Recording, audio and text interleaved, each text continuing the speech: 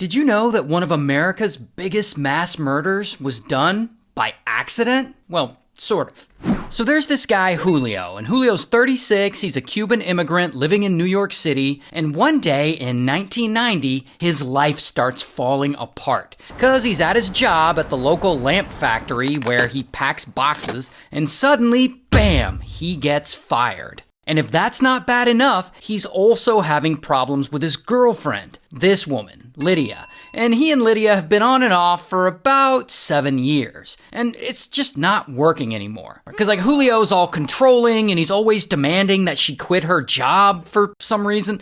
He's just kind of an asshole. And one day, Lydia has had enough of his nonsense. And pow, she breaks up with him. Now, this is a big problem for Julio, not just because she broke up with him, but because the apartment they're in seems to be hers. So she gets to keep it while he has to move out and find a new place to live. So he goes and he finds a new place, and it's a real dump. It's a room in a boarding house, and it's really small, like literally 10 square feet. So now he's living in this little ass room with nothing. Like the room costs $70 a week, which he doesn't have because he got fired from the lamp factory. So he's not able to pay rent on his room, and quickly he gets behind on the payments. Bro's whole life is just falling apart.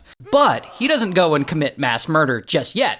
That comes later. And about 6 weeks go by, and he still isn't feeling any better. I mean, he's broke, he misses his ex-girlfriend, but then he gets an idea.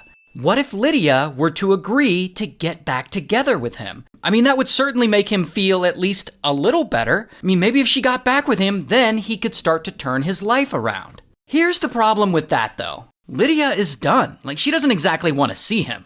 But whatever, Julio doesn't care. He gets all drunk one night and he decides that it'll be a great idea to surprise her by showing up to her work, because then she'll have to talk to him. So then Julio shows up to Lydia's place of work, ready to spit some serious game. Here's the thing about where Lydia works, though. She works at a local nightclub called the Happy Land Social Club. And this place is really small, but it's also very popular and it's also super busy all the time. But tonight is a little different. Tonight, it's extra packed with people due to it being Carnival. So there's about 100 people in this really small club. And Lydia is there working the coat check. And so around 2 a.m., Julio shows up. And he's all sauced up, probably stumbling all over the place. And he goes to the coat check and he starts trying to talk to Lydia. Hey, how have you been? But unfortunately for him, she's not really feeling him. So she rejects him I don't need you, you should go. So he leaves. He leaves the coat check area and he mingles around the club talking to people he knows.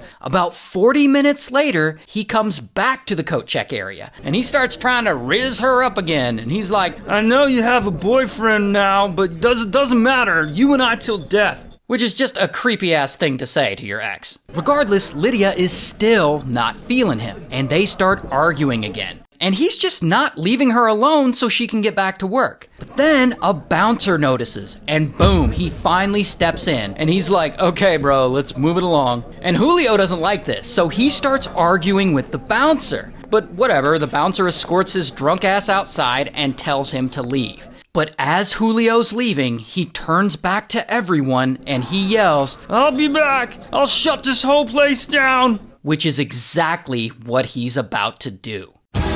However, I guess no one takes him seriously. They're like, okay, Julio, you're gonna shut the place down. Sure, bud. So Julio leaves, and he drunkenly wanders around the neighborhood for about 30 minutes, trying to figure out what to do. Now at this point, he's still super angry. I mean, he's got no job, no money, and now his ex-girlfriend won't even talk to him. He has nothing. Plus, that bouncer really pissed him off. And this is where he decides he is not gonna let this slide. How dare they treat him this way? He is gonna burn that whole fucking club down so that they don't have a place to work.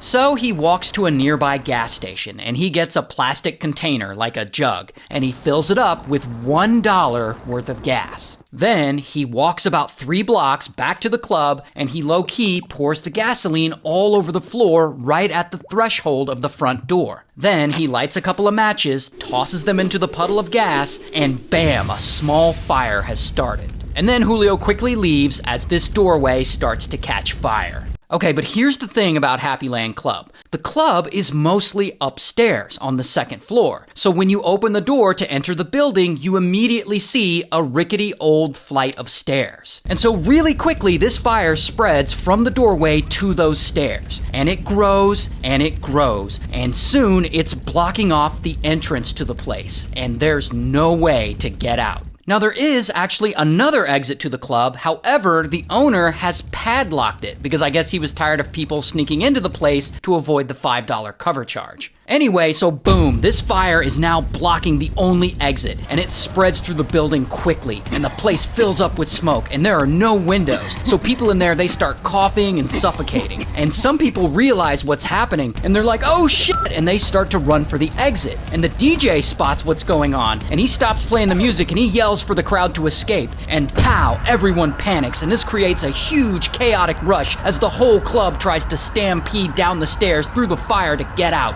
Some people fall to the ground and they immediately get trampled. While Lydia, she's working the coat check, which is near the entrance, so she is able to rush outside without getting hurt. However, most of the rest of the club is still inside, and they all burn as they can't get out fast enough. And eventually, the fire department shows up, and by this time, the whole inside of the building is gone.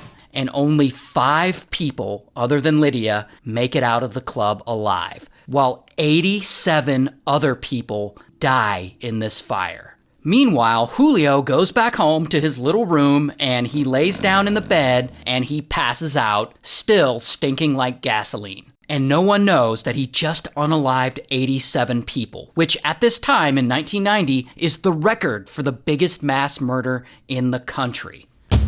Until only 6 people survived this disaster. So naturally, the next morning, police start questioning them one by one to see if they know anything about how this fire started. And Lydia's like, yeah, I know something. My crazy ex-boyfriend showed up trying to talk to me and he caused a scene. And as the bouncer threw him out, he was like, I'll be back. I'll shut this whole place down. And the police are like, oh yeah, that feels like that might be something. And so police show up to Julio's little room, and the whole place still smells like gasoline. And so, bam, they arrest him.